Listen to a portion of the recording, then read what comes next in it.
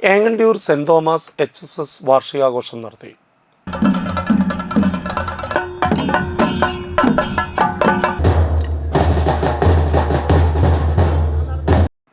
NK Akbar MLA ഉദ്ഘാടനം ചെയ്തു.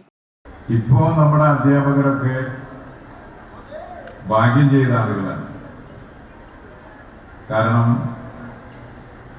ഇപ്പോൾ അധ്യാപകർക്കൊക്കെ അവരുടെ അക്കൗണ്ടുകളിലേക്ക് ശമ്പളം ലഭിക്കും. അവർക്ക് കൃത്യമായി സർക്കാർ നേരിട്ട് ശമ്പളം നൽകുന്ന ഒരവസ്ഥയുണ്ട്. പണ്ട് ഇങ്ങനെയൊന്നും ആയിരുന്നില്ല. പണ്ടൊക്കെ അധ്യാപകരെ സംബന്ധിച്ചിടത്തോളം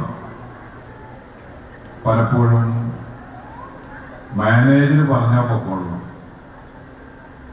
അതുകൊണ്ട് തന്നെ മാനേജറുടെ വീട്ടിലെ പണി കഴിഞ്ഞിട്ട് നേരം ഉണ്ടെങ്കിൽ സ്കൂളുകളിൽ പഠിപ്പിക്കുന്ന നില വരെ പഴയ കാലത്ത് അധ്യാപകർക്കുണ്ടായി.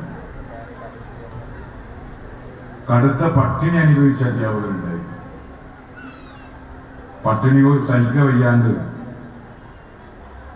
സ്കൂളിൽ പഠിക്കാൻ വന്ന കുട്ടിയുടെ ചോറ് മോഷ്ടിച്ചു നിന്ന അധ്യാപകന്റെ കഥ പ്രസിദ്ധമാണ്. അങ്ങനെ ഒരു കാലമൊക്കെ ഉണ്ടായി.